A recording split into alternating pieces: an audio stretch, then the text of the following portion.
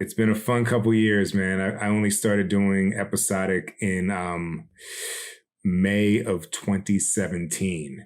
Wow. So before that, I had a whole life from when I graduated in May of 99 until May of 2017, 18 years. Wow. Mm-hmm. But 99 is a great year for American movies, though. That's a hell of a year to graduate. Well, you know, I mean, look, you got Royal Tenenbaums, you got Fight Club, you got Three Kings. Sure. I think it was a time where most of the studios were being bought by larger conglomerates and a lot of projects fell through the cracks.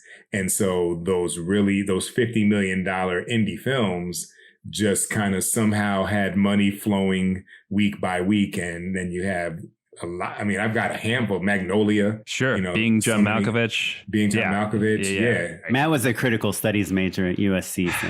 yeah. His main skill is naming movies that came out in a certain year. yeah. Let's Shoot with Pete Chatmon is a podcast on directing for anybody that's quite simply ever watched anything. Pete converses with a wide range of fellow directors, writers, actors, showrunners, producers, executives, and more on a journey to determine just what makes a good director and why we'll always need stories. The Director is Pete Chatmon's digital studio, built on the pillars of craftsmanship that ensure a unique vision. I'm talking about story, innovation, perspective. Learn more about The Director, and better yet, get your official Director's Chair wear by visiting www.drctr.video. That's drctr.video.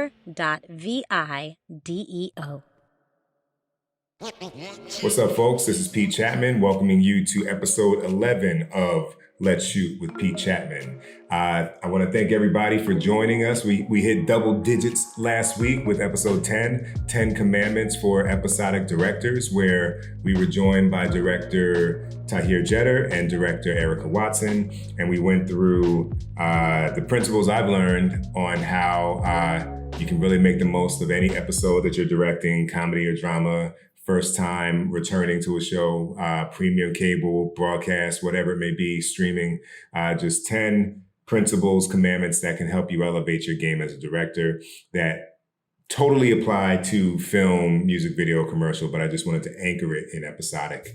And today we offer you another special episode for a very good reason. Our producer and editor, Tristan Nash, is enjoying a very important milestone in his life, and we figured he should have that time and enjoy something that, comes around once. So we are bringing to you an interview that I did with the Just Shoot It podcast, which is run by two talented filmmakers, Oren Kaplan and Matt Enlow. And I suggest you check theirs out. Clearly, shooting is a popular term. They're Just Shoot It, we're Let's Shoot. And so their episode with me was called Let's Just Shoot It with Pete Chatmon. And we have a great conversation on the technical aspects of directing, my journey, and much like last week, you get three filmmakers in a room and you're just going to get an opportunity to be a fly on the wall for something that you might not normally get to hear other directors talk about. So enjoy episode 11. This is me featured on the Just Shoot It podcast with Matt Enlow and Oren Kaplan. I'll catch you on the other side. Roll sound. Speed. The interview. Take one. Action. Hey, welcome to the 228th episode of Just Shoot It, a podcast about filmmaking, screenwriting, and directing. This episode is brought to you by patrons Jared Scotton and Curtis Ratliff. I'm Matt Enlow. And I'm Oren Kaplan, and today we are talking with Pete Chatmon. He is a director that has skyrocketed in television in an insane way. He just directed Blackish, Grownish, Mythic Quest, A Million Little Things, Silicon Valley, It's Always Sunny in Philadelphia, Insecure, Atypical, just every show you've heard of. Obviously, more of a comedy bent, but he's done all sorts of things. He did Station 19 recently, and he also has a podcast called Let's Shoot with Pete Chatmon, which, come on, Pete. We already have a podcast called Just Shoot It. I guess we should call this episode Let's Just Shoot It with Pete Chatmon. Yeah. And his podcast does have some pretty cool guests, I'm not going to lie. He's had Rob McElhenney, Issa Rae. Yeah, again, he's one of those stories where at first glance, you think, oh man, this guy's an overnight success. Obviously, he's been grinding away for years and years and years and has just recently popped. But he's using his connections with the different directors and showrunners that he's been working with for a long time to come on and talk about the craft just like us. So we thought, oh, what a perfect collaboration we would have. Yeah. These two podcasts. And I want to just give a quick shout out to Stefan Dezel, who's been a previous guest, who works at Superlative, where I'm repped as a commercial director, and that's where Pete Chatmon is also. And so that's how we met him. So thanks, Steph, for hooking us up with Pete. Yeah, thanks, Steph.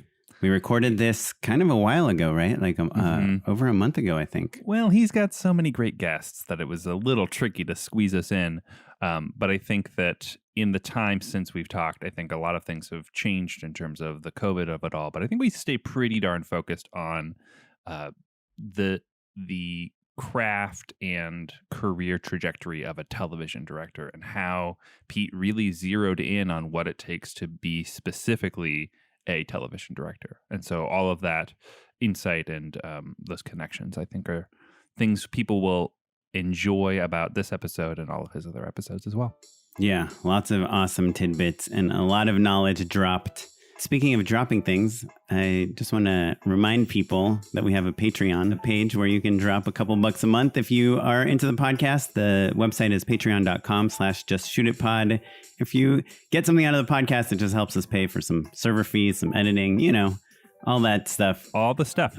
We've been making this show for 228 episodes, and I think you finally got great at transitions, Oren. That was a killer segue, man. Thanks. That was a plugin I got. It's a podcast audio transition plugin I downloaded from SoundCloud. You pirated.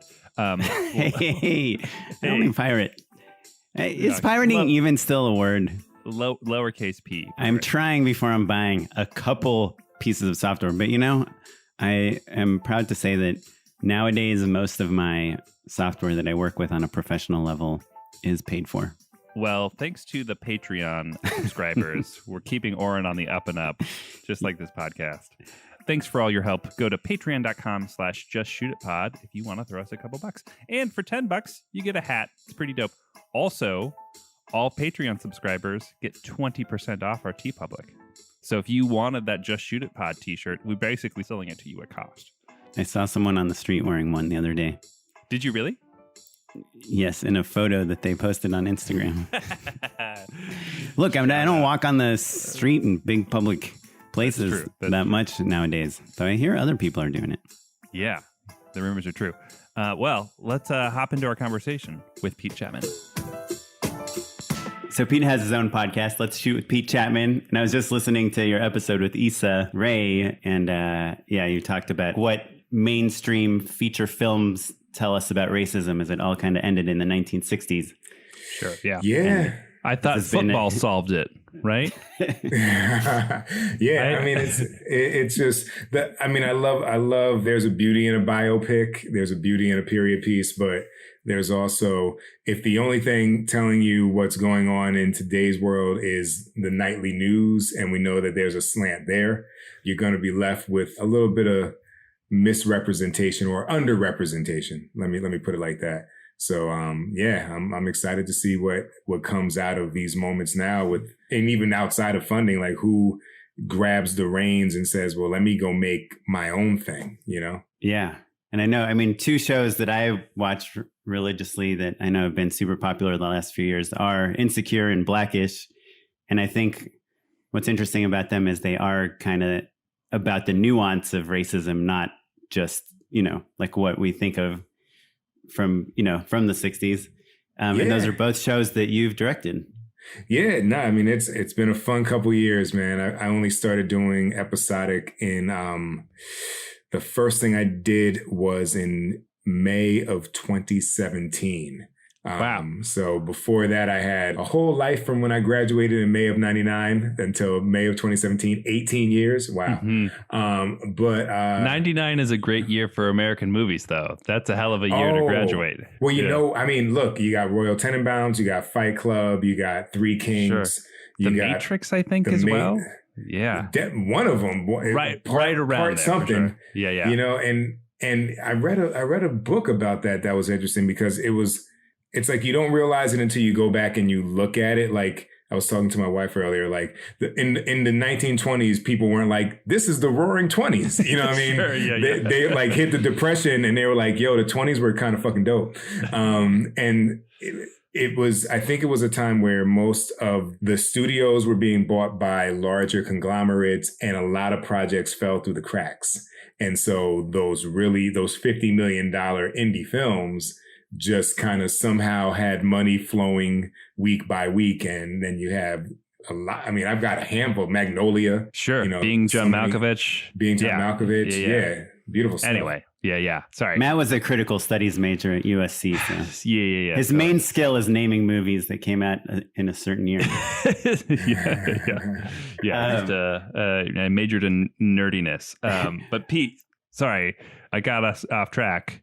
So you graduated in 99 and you first started directing TV in 2017, 18 years later. Correct. And that was when you got into the DGA and everything, right? I got into the DGA. Funny story, and it'll be brief, but I did a podcast in 2011 with Issa Rae. I made my living doing branded content from like 2009 until 2017, really. And so I interviewed her in 2011 after she did her Kickstarter campaign. I saw her maybe 2 or 3 times in New Orleans at Essence Music Fest, where she was beginning to go as like a kind of influencer, and I was doing videos for Instagram. And I got hired to do the show within the show for season 2 of Insecure, which was called Due North.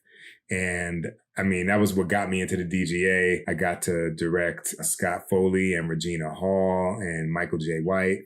And I later learned that they didn't think that I would actually be able to make the day. I did about 13 pages in 10 hours. And they were like, oh, he did that shit. And it helped me get the episode in season 3 that I actually directed for the show. Well, that's a perfect segue of us asking you what prepared you to get those 13 pages in a day. Man. Like what happened from 99 to 2017? I mean, I'm a guy who is, I do complain, but I don't like end with the complaint. And so I know that I have to self-generate. So for me, I always wanted to direct. I only started writing because I had nothing to direct. I started producing because I needed money and coordination for the thing that I would direct, that I wrote. And so along the way, you know, I made a feature, I made several shorts, and then I did the branded content so I could make money. And, you know, you just kind of learn how to do things with limited resources. And I feel like, as unexciting as that may be, as far as what you would like, everybody wants to be Kubrick or Fincher and on take, 40 of like getting out of a car. But when you recognize that you can make something very specifically with limited resources, I think you actually become better because you don't look to money to solve problems. And so when I stepped into these television opportunities, I found myself being able to benefit from what I did as an independent filmmaker. Yeah, it's almost like you had that baby step, right, of like doing a super challenging thing, but kind of, like you said, the show within the show. And so like rising to that occasion made everyone acknowledge like, oh, of course he can do it. Like he's the guy for the job. And then all of a sudden you're doing all sorts of TV shows. And quite as it's kept, there was a reason why they had a scenario with a season 1 director that did not go that well, and made it kind of a blanket policy that they would not hire a first-time director again. So I had interviewed for a season 2 episode and I didn't get it. And this is on Insecure you're talking about? Right. And so this is a thing that I feel like the thing that's really important for directors to acknowledge is you kind of have to hop up to 10,000 feet and look at who you are with open eyes. And so like, I know like if I was attached to a film and then somebody was like, yo, we got Spike Lee, I would gracefully back out and I would understand why now you're going in that direction. And so when you come in as a first time TV director, you could have made 2 features like I had, you could have done a bunch of shorts, but as far as television, you haven't done it before and you're almost like a newborn baby again. And so people are apprehensive and anxious and hesitant to put you in a position of, being the person at the top of a call sheet for $5 to $6 million. And so if we're honest about that, you kind of know that you really have to do as much work as possible and get people comfortable to the idea that you can bring an episode home on time and on budget. Well, do you think your features helped establish that? Like, did the people that hired you for Insecure watch your movies? Issa was familiar with the movies, but like the funny thing is that as far as it goes now, because I'm now pitching TV shows and I'm writing a feature that I'll be pitching, and the industry doesn't know me as a feature director. As far as the way it works, they're familiar with me for the thing that they're familiar with me for. And so the features are like, oh, you do films? And it's like, I'll have probably a new hurdle of getting into that, in the same way of, like at first I was focused on getting half-hour single camera comedies, putting a little bit of a flag in the ground on that, and then transitioning to 1-hour dramas, because I was just like, everything's been really methodical, because I know that there's nothing but fear and insecurity in considering who you hire for a show. Let's dig in a little bit on that, because I love so much about what you said there about being methodical and, metaphorically planting a flag in the sand. What specifically did you do to start in scripted half hours? And then how did you pivot into the hour-long dramas? So after 2 feature films, I did a feature romantic dramedy called Premium, and it came out in 2007 after writing it in 99. So there's a whole long story there. And then I did a feature documentary on the first Black tankers in World War II that Andre Brower narrated. And so I had this kind of feature legacy, and I had the production company, which was growing. And I was watching a friend of mine, his name is Seeth Mann, and he had been a graduate student at NYU, director. He had gone through a few of the diversity directing programs, and he's one of the few people who transitioned into actually working. And so I watched him I had him on my old podcast, and he was on a show called Complications while he was in the Disney ABC program. And that show, Complications, became a mid-season replacement and had its name changed to Grey's Anatomy. And so he did 2 episodes of that show, and then he did The Wire, and then Heroes and Medium, and now he's done 5 episodes of Homeland, and he's got a, 12 episodes. Yeah. Now he's in Atlanta, and he did this show Free Ray Sean on Quibi. And so I was watching this kind of happen, and I was like, man, I'm interested in, here's a thoughtful filmmaker making personal stories who found a way to go from like indie film guy to like TV guy and operate in dramas and comedy and broadcast and premium cable. And so I was like, well, let me follow the path. And so in 2014, there was a study by the DGA that basically looked at all the directors that had been hired in the prior year. And I believe, I don't want to use numbers that are incorrect, but I'm pretty sure that of about 800 directors across all the available episodes the prior year, only 7% weren't white males. And so the studios were like, okay, we'll create these programs to at least create a pipeline to become familiar with people that we might not be looking at. And so I did 4 of those programs. And, the irony is that the first job that I booked was actually Blackish. And I had met Kenya Barris in 2002 when I had come out to LA raising money for my feature. And so anyhow, those programs gave me an opportunity to kind of learn how TV was made. I shadowed on like 10 different shows. I met a bunch of different executives, and I basically kind of applied like a Men in Black mind wipe to myself and said, just be humble, just lose expectation, and just take these opportunities for what they are, which is a learning experience on how TV is made and an opportunity to meet people. And I really think because I approached it like that, I was able to transition into getting the jobs. Almost every show I shadowed, I booked. So I shadowed on Silicon Valley. I booked that show 4 years later. I shadowed on Grey's Anatomy. I've done 2 of those. Blackish, I've done 4 of those. I did the show Greenleaf. I shouted on Ballers. I didn't do any of those. But it was just a great opportunity for me to learn the process because TV is so much different from feature filmmaking. Well, two kind of interesting things you just said. So about being humble, you mean that in terms of like a guy that's already done this feature film with Zoe Saldana, this documentary, award-winning documentary. Did you go through that mode where you're like, these people should be calling me, you know?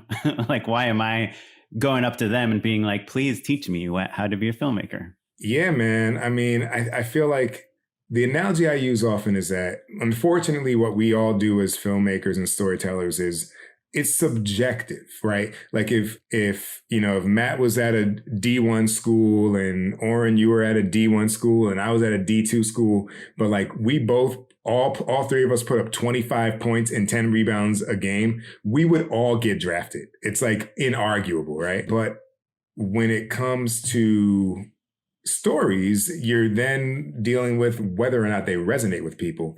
And I feel that I had to say, okay, it is what it is. I've done these things. They haven't amounted to what I thought they would. And I had to do a lot of deprogramming, in all honesty, because like I had been told if you go to Sundance with a short thesis film from NYU, then you've made it. And then I was told, well, if you raise $600K to make a feature film, well, then you've made it. And that wasn't the case. And was Zoe Saldana, was she pretty well known when you made that movie? Right after we wrapped, she went to do Star Trek. So like it was, and in my thesis film, I had Kerry Washington, like right before she started to propel. You've got an eye for talent. It's so funny. I feel like we've been doing this show for a long time and that story is so familiar and it bums me out every single time. You know what I mean? It's like, it's this thing you where make this awesome movie. You made the awesome happens. movie. And it's just like, I guess we want to believe that there's distinctive answer. Like, okay, like if you do these things, then you don't have to worry about getting the next gig. But like, well, do you think that's just not true, you know? Do you think it has something to do with like timing, obviously, and the genre too? Because you look at like J.D. Dillard, who made basically one pretty low budget movie, and now he's doing like a Star Wars. You know? Yeah. I mean, there's so many factors and that's the thing. Like, I feel like you can get into analysis paralysis. You know what I mean? And I feel like it just becomes more important to, as I kind of transitioned out of my bitter years of when I was like, I've done X, Y, Z. Why isn't it happening? And I was like, all right, you know what? I'm going to make 4 passion projects a year, 1 per quarter. And that is what propelled me to the short film that got me into the TV programs. So that's the like rose-colored glasses answer. Right. But can you tell what were your parameters for those passion projects? Like short films? It was, I mean, look, man, it was like, there was one where we went to my mom's house in Virginia for the 4th of July and my nephew was maybe 3 years old. And I was like, I'm going to film this whole shit from his perspective. So the whole thing is like E.T., you know what I mean? And I'm going to be low angle and just living through this weekend like I was 3 years old. And I'm like, all right, let me work a particular muscle. And I heard an interview with somebody. I'm a big basketball fan. And this guy was talking about Kobe Bryant. And he said, we were in high school and I met Kobe and Kobe was like, yo, I don't know why you're playing pickup basketball. Like, that's a waste of your time. If you play a game of pickup, you're going to get, 5 shots? But you can go to the gym for 3 hours and work on your skills. And I was like, that's fucking true. And so, like, it was kind of like, if I can work on a short film and just work on a particular perspective, or maybe I'll edit something and I'll be focused on parallel action. And those like exercises, I can literally point to things I've done in little things like that have helped me when I've come to a particular episode 5 years later. And is it conscious? Is it like, okay, this quarter I'm going to focus on, point of view for storytelling or parallel action or whatever. It's that conscious. It's like, yeah, interesting. Yeah. Or I'm going to shoot this thing with, I'm not a great DP, but I can shoot with at that time, a Canon C300, and I'm just going to be handheld and I'm going to have to be racking focus and let's see what happens. And you kind of discover something where you're like, oh, that's interesting. And I remember when my buddy Seith that I just mentioned, who had done an episode of Homeland, and I remember watching that episode and saying, wow, it's crazy looking at how the DSLR technology is filtering into premium cable, because they didn't fucking put any ND filters on anything. Like this like cafe was like all blown out. And I was like, I think that's because they've just come to accept that people will watch that now by virtue of DSLR. and so this little thing that you're trying is helping you become more fluent in being a director. Yeah, for sure. Yeah, even like handheld and watching things out of focus and the racking focus and all that stuff that used to be considered sloppy is now stylized. Yeah. Right? Now you're like a sought after guy because you can't hold focus for 2 seconds. Yeah. Or even like you watch Modern Family and you're like, this is one of the most traditional sitcoms ever. Sure. And then you realize like it's all shot like handheld and pans and crazy, visual language. Yeah. There's one other thing I want to point out about what you just said earlier, Pete. So you shadowed on Silicon Valley and then 4 years later got an episode. Talk to us a little bit about that process. How'd you follow up? How'd you make that happen? Man, so when I did that, the short that I did, Black Card, was picked up by HBO and had a short licensing window, but it showed on HBO. And the woman who was kind of instrumental in that as far as talent development was like, hey, do you want to shadow? Her name's Kelly Edwards. And she was like, do you want to shadow on Silicon? And I was like, yeah. Yeah. And that of was, course. Of course. And that was season 3. And so can you say which director you were shadowing? I shadowed Charlie McDowell. He's his dad is Malcolm McDowell. And his mom is Mary Steenburgen, right? Exactly. And right now I know I think he's done a bunch of episodes of On Becoming a God in Central Florida and Dear White People and some great films on Netflix. So he was super cool. Yeah. He made The One I Love, which is The One I Love. Yeah, exactly. Oh, yeah. And Ted Danson is his stepfather. And so, so I shadowed on that. And then I kept in touch with, so the guy who was my point of contact when I was shadowing was Jim Cleberweiss. And so I believe at that time he might have been line producer and maybe UPM. So I kept in touch with him. After that, I did a digital web series for ABC and Viola Davis's company called American Cocoa. Wait, can I ask you a really dumb question, or it might seem dumb, but like when you say kept in touch, are you like emailing him and saying like, hey man, I made this short. Hey man, I just did this episode. Hey man, like how's it going? Or I saw you won an award. Like congratulations. I know people are listening and they're like, oh, I met this person, but I don't know what to say. Like, should I text them? Yeah. So to anybody listening, I think, people say networking and I always say, scratch that, nurturing. You're nurturing these relationships. And so, part of that is how can I continue to make them aware of me as an individual in the world without it being a burden-filled exchange. So that's like, oh, I saw the episode that I shadowed on. The shit was dope. Okay, I wouldn't say it like that, but it was great. But you kind of could, you know what I mean? Like if it's like a personal relationship, like it's right. Sometimes it's nice to be a little casual. You're right. Rather than like, to whom it concerns, I right. saw your, Right. Yeah. Like 7 years ago. So like, like I would do things like that. I'd say, maybe, he, I don't want to reveal the payoff of this story too early, but maybe he moves to another show and it's like, oh, the pilot was great. Or, sometimes people are involved with shows that don't move forward, but like I'll get my hand on a pilot and be like, yo, pilot was awesome. I bet you could kill it. I love what you're exploring here. But then maybe the fourth exchange is this digital web series I did is now live on abc.com. Check it out. I'd love to hear your thoughts. I learned a lot from you during our conversations, and I think it's like, how can I just be a person? And also, how can I build a real relationship with folks so when I do maybe come back for the like direct ask, I have 3 touch points where it was not requiring them to reply. And so I don't look like a guy who only wants something. Right. Yeah. It's not like, oh, great, here comes Pete again hitting us up. Right. Yeah. What's crazy is like Matt and I would kill to direct, a tenth of what you're directing. And we've interviewed so many TV directors and they all kind of say the same thing, like 10 years of relationships, meeting producers and network execs and actors and people that end up, Paul Briganti is someone we've had on the show that's done Crazy Ex-Girlfriend. He was just friends with the actress/creator. And then also most of them have shadowed a ton, yet Matt and I do neither one of those things.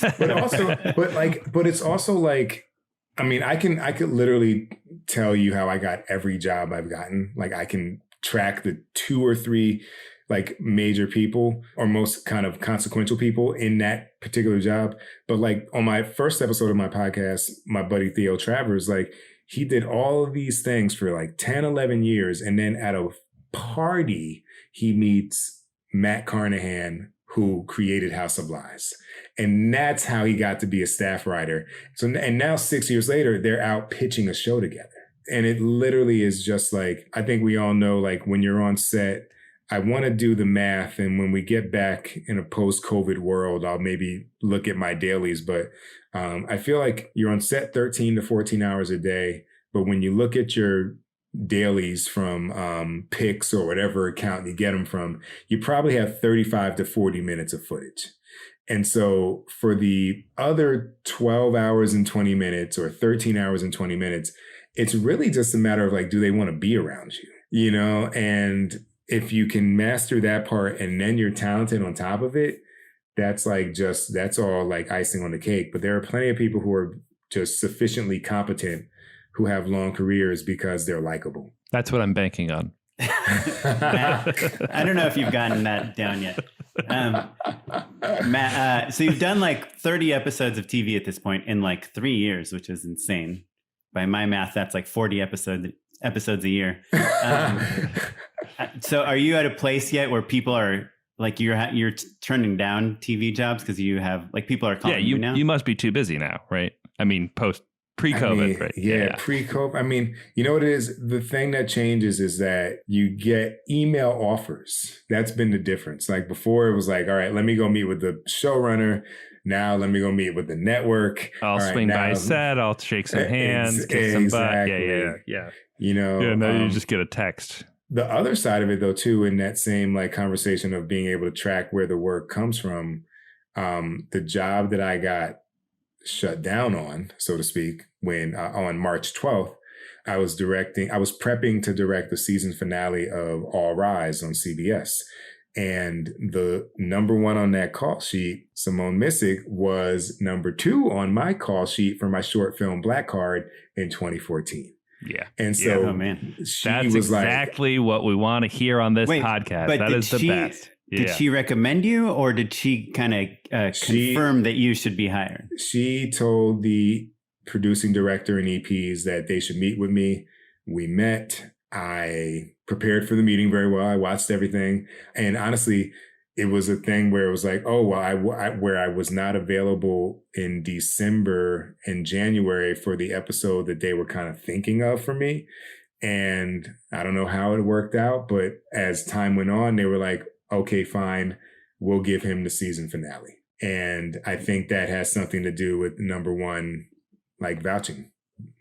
Yeah. Wow. I think awesome. The thing that's important to point out, though, is that you can build all of these great connections and you can watch them rise. But Pete, you had done the work so that she didn't have to worry about putting you up for the job, right? You already had a couple episodes under your belt. You were doing great already. So then it's an easy yes. So it's not that it's really hard for people to ride each other's coattails unless you're leveling up at more or less the same speed. You know what I mean? It's really hard to be like, oh, my old roommate from college, he's so funny. Trust me, he'll do a great job, unless they have, the resume to back it up, basically. That's super true. And that goes back to the whole value of like, well, if I'm out here creating, like I'm going to meet new people, but then the people I already know are going to have more currency with which to present me to the folks that they're building relationships with. Right. It's almost like they're your reps, right? Like, your agent or your manager, they're pitching you. You need to give them something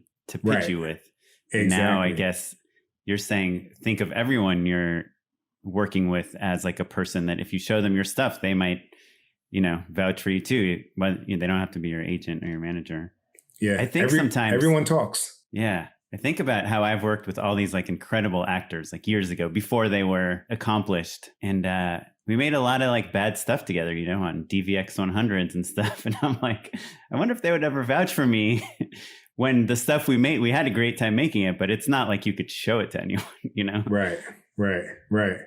But, but that's the thing. Like, I mean, I'm working on a short film right now, and my wife is going to star in it.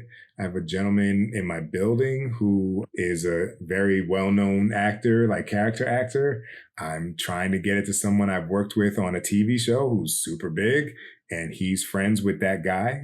And that's kind of also the point of like doing the TV. Like, how can I take what I learned here and bring it back to the things that most interested me in getting into the industry? Yeah, I love that. You're doing 200 episodes of television a year, and but you're still making short films. Do you know what I mean? Like, I think that like the principle of the passion projects being your calling card is always going to be the case. That's great. I'd love to like dip into the craft for a second, because on your interview, and again, people, you should check out Pete's podcast. Obviously, he talks with really amazing filmmakers also about filmmaking. But one of the things you said to Issa Rae was that you have pretty much 4 ways to shoot a TV show. Yeah. And I'd love to hear what those 4 ways are. Is that something you'd be down to share? Well, so the thing is, like, I feel like whatever it is you're doing as a director, you have to remember like the goal, right? And not to it may seem like I'm going to get long-winded, but I'm not. But like in the beginning, it was like, I'm going to focus only on these half-hour single camera comedies, because what my research and conversations are telling me is that if I show that I can tell a joke, I can make the hop to being given the keys to telling dramatic stories. And data supported it. Whether you were an actor and you were Jamie Foxx going from Booty Call to Ray, or you were Adam McKay going from Anchorman to The Big Short Succession. And so... sorry, Pete, can I ask, the branded content that you were doing, the way you were making a living, was that comedic as well? Was that kind of helping? It was mostly doc. Gotcha. Okay. But gotcha. So that didn't help. It helped me resume-wise, I guess. deal with people. Mm-hmm. It helped me deal with people, and it helped me understand the dynamic of working on something that's not mine. Because like, I do cover girl stuff and they'd be like, the bottle must always be at a 45-degree angle. Right. Sure. And so like, I was like, okay, I get what I'm here to do. And when I go to these TV shows, I'm kind of doing a similar thing, but with scripts. And so I did the comedies to get to the dramas. Now I'm doing comedies and dramas to kind of target pilots. And all of this is en route to selling my own projects and also getting back to feature films.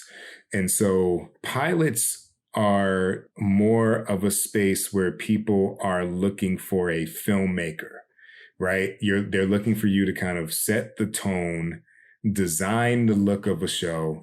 And that is a lot different of a muscle than showing up and replicating. And Issa and I talked about this on episode 2 of my show, where it was like, there are folks who do broadcasts and could hop onto a cable show and they're like, what's your perspective? And they're like, master 50-50 over close up. And they're like, no, how do you actually want to shoot it?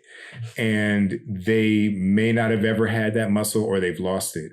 For me, I don't want to lose it. Or it's been beaten out of them. Honestly. It's been beaten out of them. Exactly. Right. Yeah. Right. They're like, they had the 99th time they presented a good idea and they were like, well, where's I mean, when I was in a program, actually, I won't name it, but I shot something in a particular way, and the executives were like, well, where's the matching?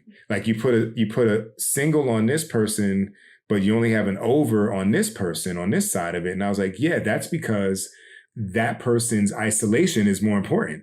And they were like, you got to give me the over. And I was like, okay, fine. I get it. And they're like, deliver us all of the ingredients. We're going to make it what we want it to be. Yeah. Yeah. So we can destroy your vision. I'm kidding, kind of. Yeah. And so, it was kind of like, well, I don't want to not think like that. So the first pass is like, if this were mine, I would do it like this.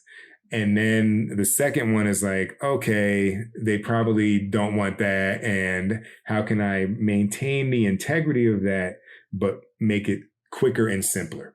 And then after that, it'll fall into like more of like, what are my additional like third and fourth options on how I might block this? So if the actors bump up against how I'm envisioning the scene, I have an idea, because I feel like the last thing you want to do is, it's all about collaboration. But I think if you've thought it out, you will arrive at something that you haven't been coerced into. That makes sense. So like basically you can pitch when you're on set and someone's like, well, why would you put the camera here? All the action is happening over there. You're already prepared to say like, yeah, but really the moment is about what the reactions of the people, not actually what's happening. Right. Right. Exactly. That's cool. Yeah, I do. You think of a show like Blackish or Grownish that do have this real kind of specific visual, they're very colorful, they're very poppy, they're bright, but then you still see episodes where the filmmaking is really kind of revolutionary, like in a way that you would never, film a sitcom. But it seems to me like in a show like that, you probably are not messing around too much with like the lighting and the colors, but you're messing around more with the camera movement and the editing and the pacing. Right. And then there might be a show like an Insecure or something that leans a little more drama, where you can do like a long lens master from like 2 rooms away. Right. It's interesting, though. I honestly, one of my favorite, I've never actually copped to this, but one of the favorite things I've actually done is in an episode of Grownish. But it was episode 112, the second to last episode of season 1. And the Zoe character is kind of in between Aaron and Luca and trying to figure out what she wants. And I designed this whole thing that was basically like all this camera coordination, and like the actors were kind of popping up in different places within the bar that they go to in the college.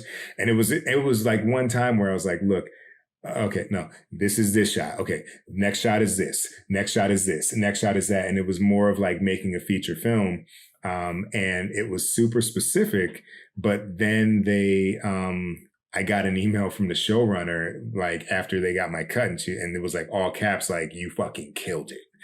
And it was a very big choice that I felt comfortable making, because the first episode I did for them, I had incorporated this kind of, I shot it in slow motion, knowing that they could ramp it, but also knowing that they could deliver it at 24. And they ramped it, and then it kind of became something that was the language for the rest of the season. So it kind of gave me a little more confidence to be like, I'm gonna put you in a corner here, but if anything, you can still run at 24 and cut around it normally. And it's one of the like coolest sequences I think I've been able to shoot. And my DP on that, Paula Huidobro, was my DP on Insecure, and she shoots Barry.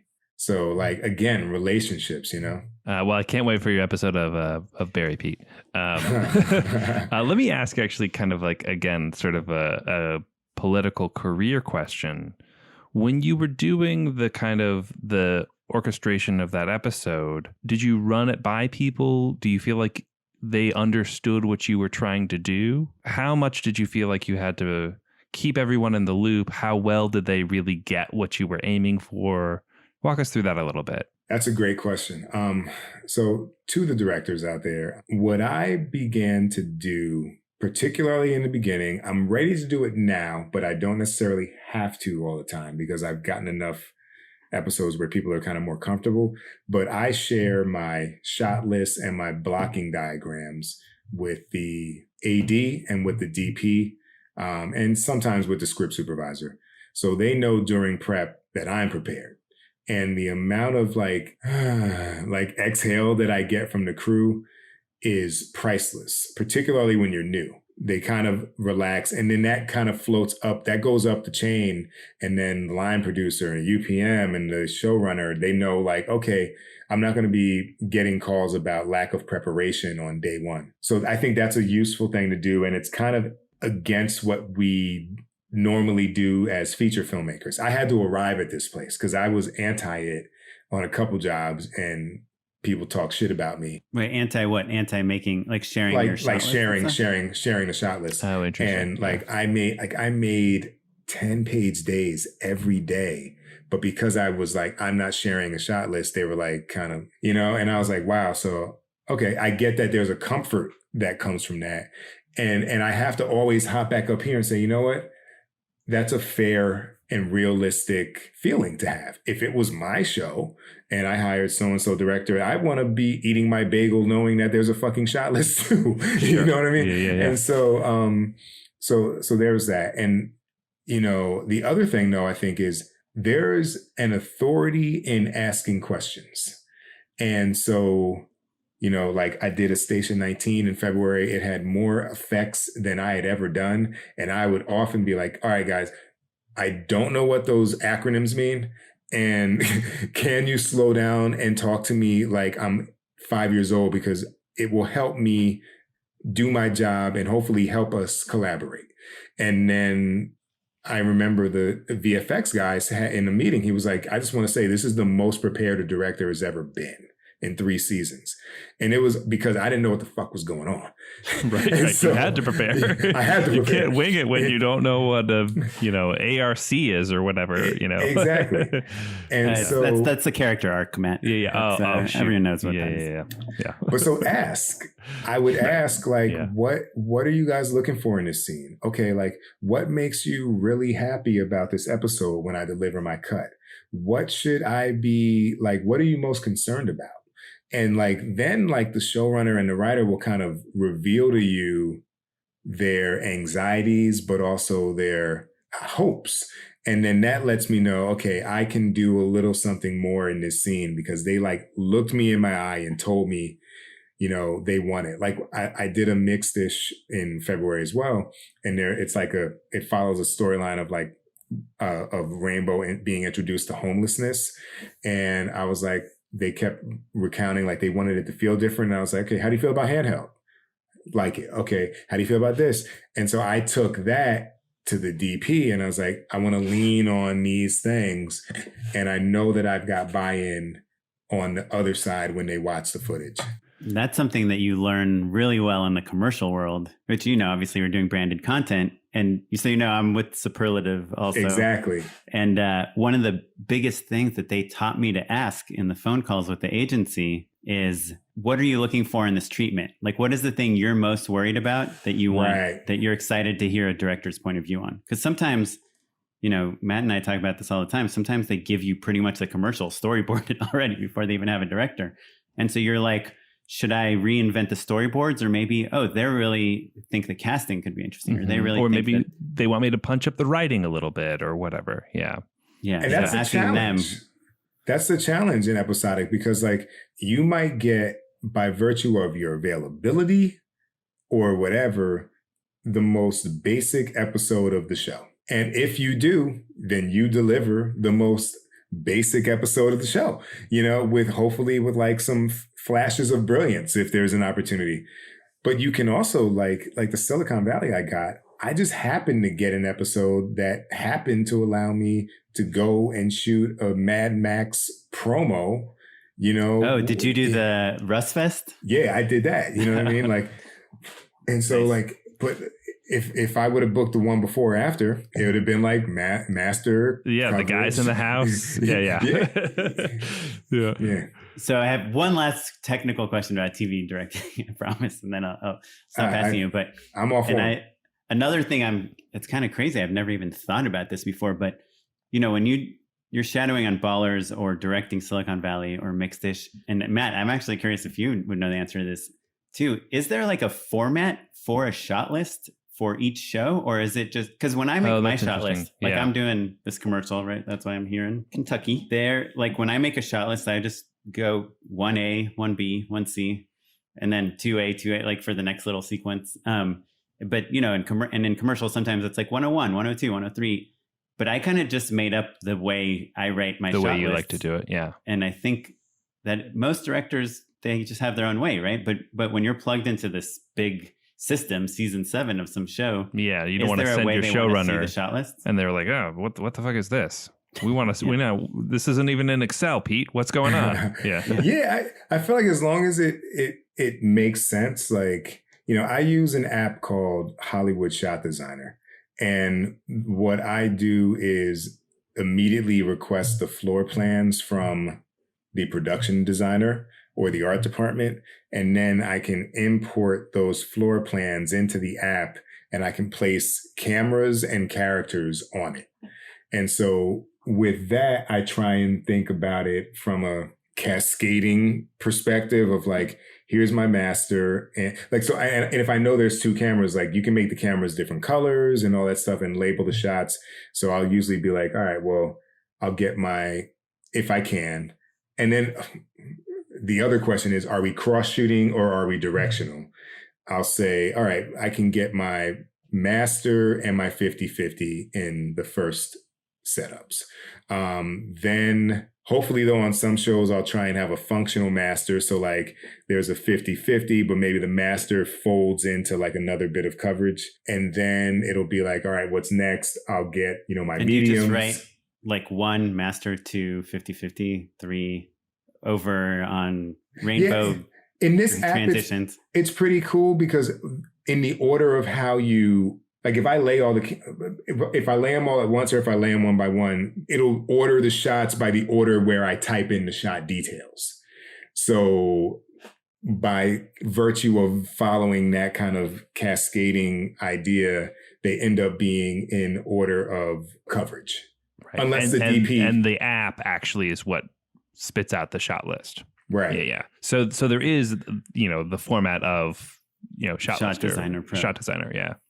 And do you write in the scene description, like, you know, Rainbow says this line and then turns away and walks away? Like, that's a great question. You put that type of stuff in there? I'm a little OCD, so I do that. Like I have the character blocking, and then like I'll make little annotations about like she might sit here on this line, or that's nice. Yeah. Action on a line is really action nice.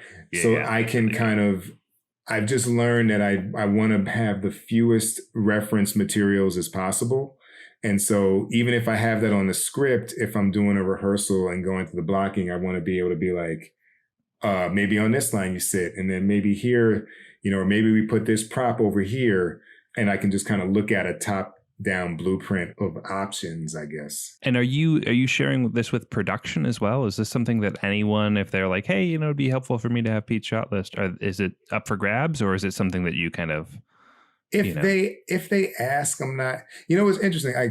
I feel like there's typically a reluctance for a director to do it, right?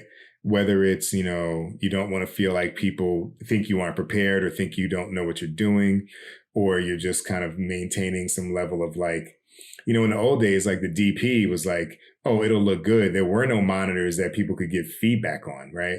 And so the shot list is kind of the director's version of that. Right. Then an executive can say, hey, I noticed you don't have a clean single and we really want one. Exactly. Right. Yeah, that makes sense.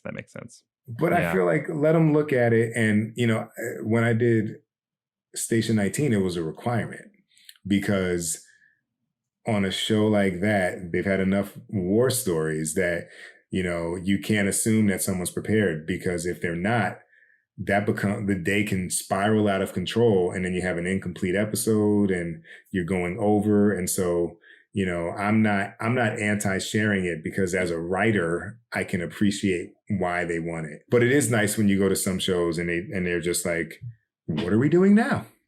You know what I mean? And you're like, well, I was thinking about this and that and that. And that, you know? Sure. You know, it's so funny. I think one of the main advantages of doing a show like this is that, like, you get to learn how other directors do it.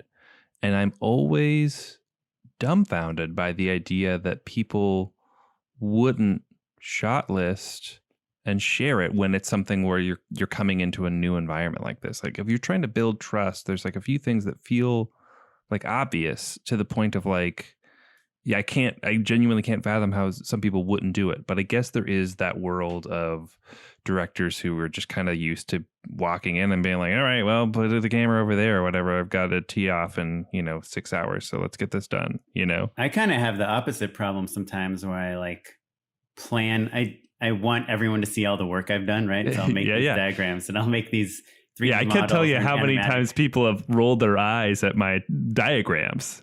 You know what I mean? Well, it is interesting, though. I've kind of learned how much people want to hear from me, so there's some actors where I'm like, oh, you don't really want to hear shit from me. Like you want to be like, all right, I was thinking you start the scene here and end there and like, let me see what you figure out. And they don't give a fuck about any Freudian conversation. Right. But then others want to debate the nuances of why they hold the briefcase in their left hand. And you kind of have to be prepared to converse with them in the language that they offer. But it's like you do all this prep to then almost make it disappear and seem as if you're just a cool, relaxed person. You know what I mean? Because it's this instinct because you want to be able to be relaxed. You want to be able to shoot the shit on set and like not like, be like, I can't talk to you, actor. I'm trying to figure out how I'm going to shoot scene 12, so you do all of this beforehand. And then it's almost like you mask the level of obsessiveness that you've put into being prepared so you can seem like a guy who's just cool and relaxed and going with the flow. Do you see like kind of Black Lives Matter and everything that's going on in the world affecting our business and kind of what you do? I mean, we talked to a lot of people that are working on small things and commercials and passion projects, and it's much easier to see how those things are affected. But when you're kind of part of these big studio things, you're part of the machine, like a train that's moving. Do you see both COVID and kind of the new social, like what you called the awareness of racism, all of a sudden affecting the things that you're going to be doing? I feel like clearly there's a lot of conversation happening. There's a lot of what I would call lip service, although it might not be viewed as such by those giving it. But I think the road ahead, because as much as like I may be on these particular shows, I'm like a visiting head chef. You know what I'm saying? Mm-hmm. Where like, right. It's like, okay, yeah, I cooked the meal tonight and you could blame me if the shit's burnt. It's not your restaurant. But it's not my restaurant, right? And so I feel like what needs to happen is a pivot or an evolution in the creative environment to allow real feedback. Because oftentimes, and I've been on shows where I'm like, you know what I mean? But like, I'm not necessarily in the position. Nobody's trying to hear that shit from me. It's been written over the past 3 months, and obviously it could change, but there's just not an environment where they're willing to accept it. And it may not even only be me. It'll be the actors as well. I've done shows where, I can't tell you, man, like I've done shows where, I've gotten into really nuanced conversations with the actors about like, okay, yes, what's happening right now is not real or fully accurate, but there's an audience of people, Black people, who are watching this, who are extracting new esteem building moments from it, even though it's not actually totally honest or real. And it's like, that's bullshit, because we should be able to have a conversation and be like, hey, writer, hey, showrunner, like that right now is not actually like reflective of what this moment would be like, in the same way that, if we were talking about a war movie and I was like, yo, like it wasn't like that in the war, you wouldn't be like, yeah.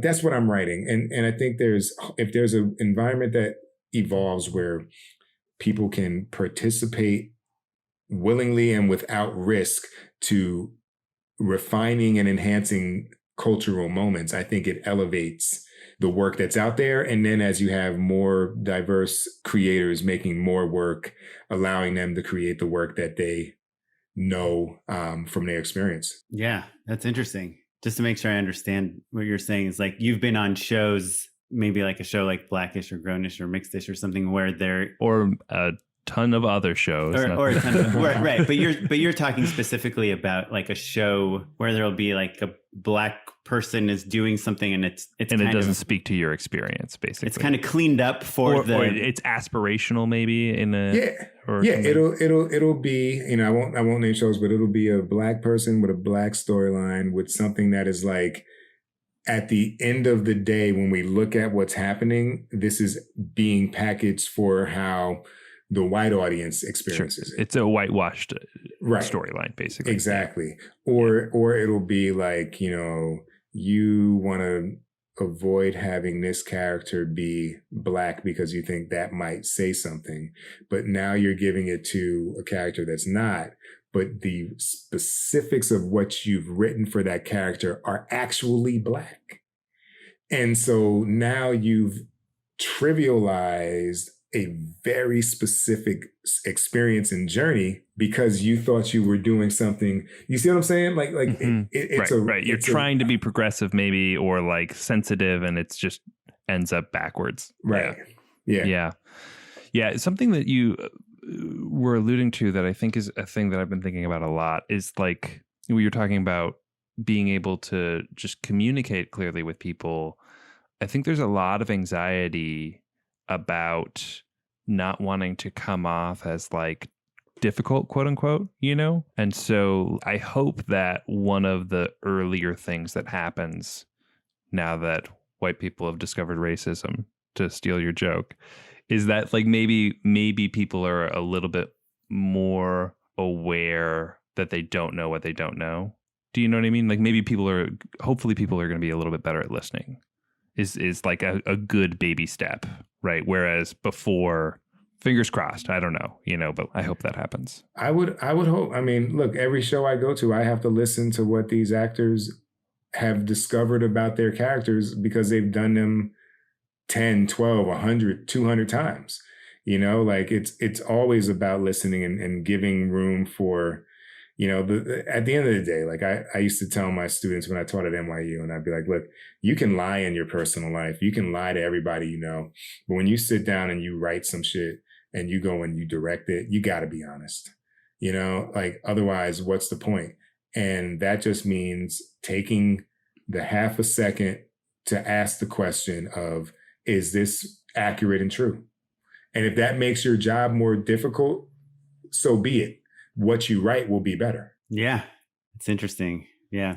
I think that obviously there's racism that we're talking about, but also just this whole idea, you know, with Me Too and with even like COVID and stuff, like just the idea that the people at the top don't necessarily know the right thing is like important. And I like the way you phrase that. It's kind of about listening, you know, because you see even like a story like Harvey Weinstein and stuff, everybody knew about it, right? Everyone, but no one dared say anything. And if somebody said something, people said like, you're fired, you know? And so like maybe this kind of led by Black Lives Matter, but even on a bigger scale is like, hey, you know, like some of the shit you're doing is you can't do that anymore. Right. And just because the people at the top are cool with it doesn't mean that it's okay, you know? And at the end of the day too, there's like, if we're looking for reasons, like if you want to get outside of just what's right, there's a wealth of stories that are waiting to be explored and new ways to engage audiences. Like people, there's money to be made, man. There's money to be made. You know what I mean? Like, yeah. and if that's your fucking driver, then great. You know what I mean? Like, because like, even if you take Watchmen, like, you know, and you've anchored it in this very specific, you know, historical reality of Tulsa, like, which recently came up thanks to 45, right? But like that, they went there. I don't know the politics of what's going on there, but it surely was something that they could explore that had not been overdone.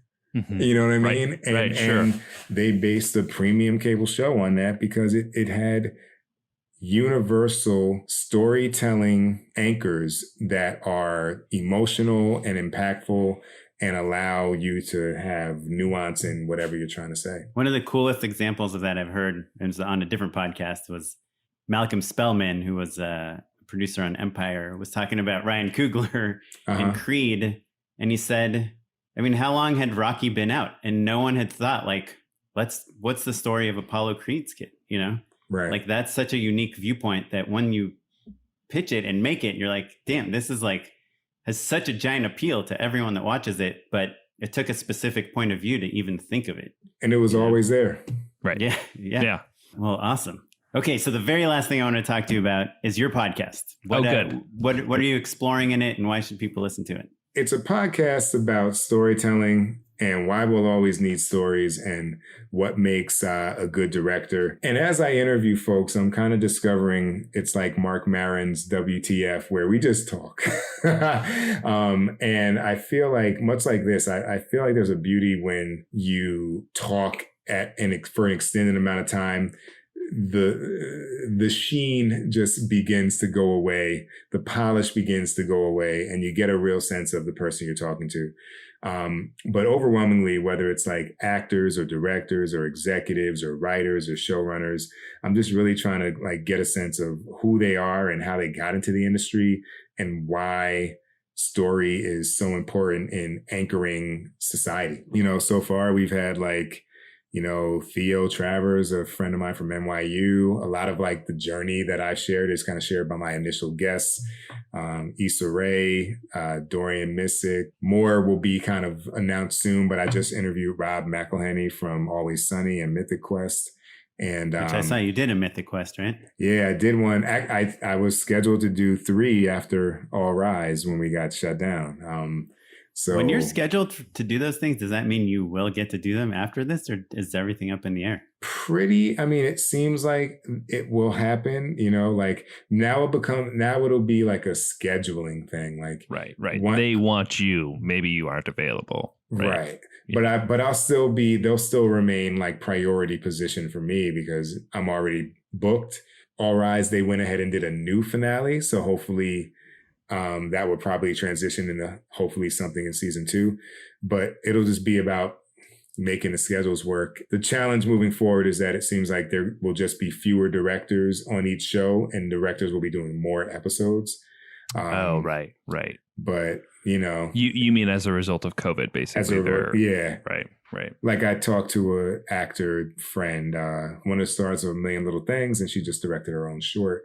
And she was telling me like, it looks like they have their producing director and then 3 directors will do the totality of the 18 thing. Or 20 episodes rather than like 13 of us. Right. So we'll see. Yeah. But yeah, it's like a show bubble, basically. Exactly. Right. Exactly. Yeah. But yeah, no, I'm happy with the podcast. Like, I'm glad to get to talk with you guys. And if your audience is interested in kind of hearing people's journeys and kind of getting that director perspective as well from folks who kind of, you know, Issa talks about hiring directors, and I'll get some executives to talk about why they don't hire directors. You know, it's a fun time. And how do they find it? Is it everywhere podcasts can be found? It's everywhere podcasts can be found, and on YouTube, Let's Shoot with Pete Chatmon. And they can go to, I listen to it on your website, drctr.video. Yes, indeed. Yep. Director minus the vowels. Minus the vowels. There you go. Unpaid endorsements. You know what I'm going to endorse? My wife and I we've watched all 3 episodes of I May Destroy You on HBO. From it's new, right? Yeah. And she did Chewing Gum, which was on Netflix. It deals very artistically and creatively and thoughtfully with sexual assault from a woman's point of view, and it's just really good. It's really smart. You have to work. You have to think. It's well put together. It's directed by one guy across 12 episodes. I don't remember his name, but he directed Luther, which is another great show from London. And I highly recommend that. I hate to do 2 shows in a row, but I've kind of really, really, really been enjoying The Great on Hulu. Oh, You guys yeah. seen that? Yeah. It's by the same person who did, the same screenwriter who wrote The Favorite. Oh, is it? Okay. Yeah. It's slightly less weird than The Favorite, but still pretty weird. Yeah. It's definitely gory. I kind of wish it was less gory. Like, I usually have a stomach for that, but there's just a lot of dead bodies in a lot of scenes. But it's like so funny. It's kind of like a funnier Game of Thrones, but told from a central point of view. And it's Elle Fanning plays Catherine the Great, and she marries Emperor Peter. And it says, like, even in the title, it's called The Great, and there's an asterisk, and it says it's an occasionally true story. So I think it's very much dramatized, but it's just so funny. Everyone is British in it except for Elle Fanning. It's kind of like... But they're all playing Russians, right? They're all playing Russians with British accents, speaking English.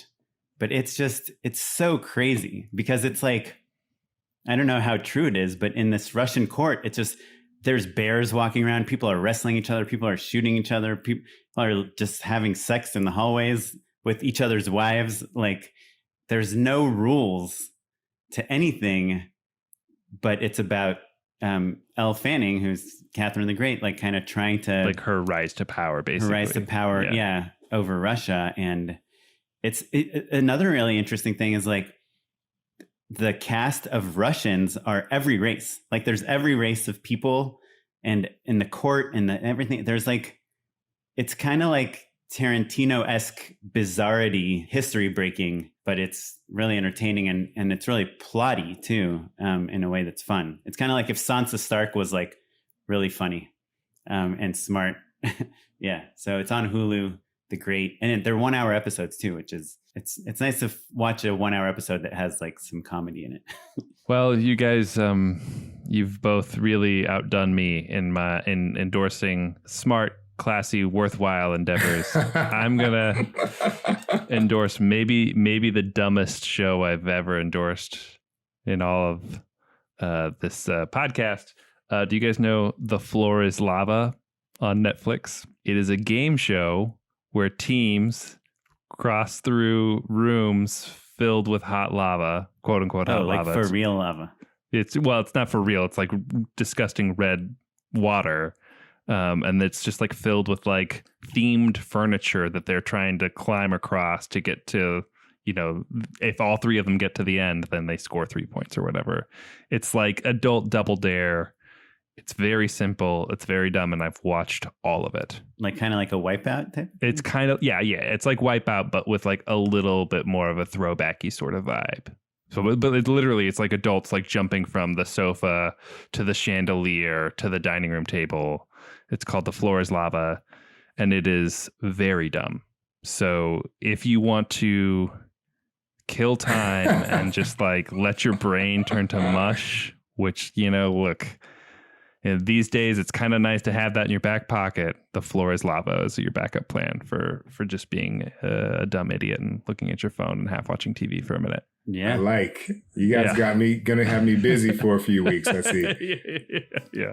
Okay, cool. Well, if you want to find out more about what we talked about with Pete, we'll link to his website, drctr.video, and all the other stuff we talked about. You can go to justshootitpod.com. You can follow us on all social media. We're at justshootitpod. You can follow me on Instagram. I'm at okaplan. I'm at Mr. Matt Enlow. Our webmaster is Ewan Williams. You're listening to music provided by the Free Music Archive and the artist Jazar. Additional ad music by Music Bed. Leave us a voicemail and an iTunes review, 2626-SHOOT1 if you have a question for us.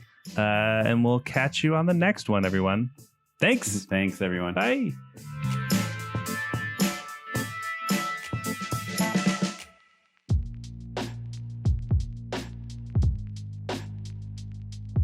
Hey, this is Rob McElhenney, and you are listening to Let's Shoot with Pete Chatmon.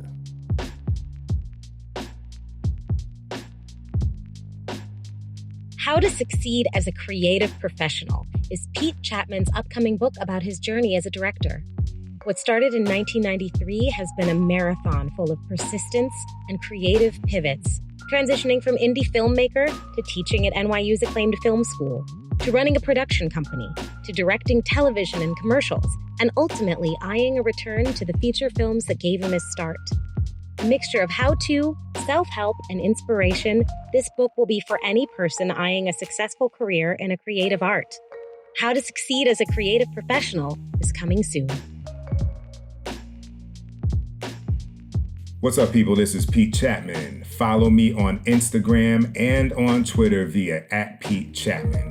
Follow the pod on Facebook on our Let's Shoot with Pete Chatmon official page, and hit up our mailbag with questions, suggestions, or hey, donations if you're feeling like it, via letshootwithpetechapman@gmail.com.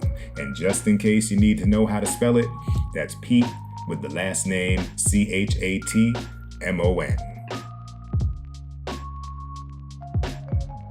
All right, so that was my interview on the Just Shoot It podcast with Matt Enlow and Oren Kaplan. I hope you will join us. Well, I hope you enjoyed that, first of all.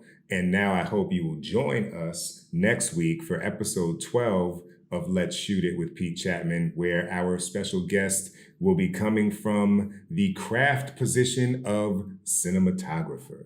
And we will have on the podcast the talented DP, Paula Huidobro. I worked with her on Grownish, on the first episode of TV I ever directed, Grownish 105, and again on Grownish 112 in season 1.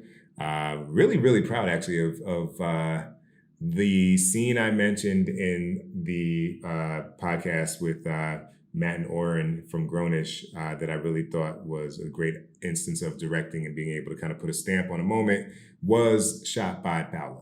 And so I continued to work with her later on Insecure season 3. And she has gone on to do feature films and shows like Little America, but she also shot season 1 and 2 of Barry. So I look forward to getting into a conversation on her journey from Mexico City to Hollywood as one of the most sought after cinematographers working. So until next week, stay safe, be blessed, and go shoot something.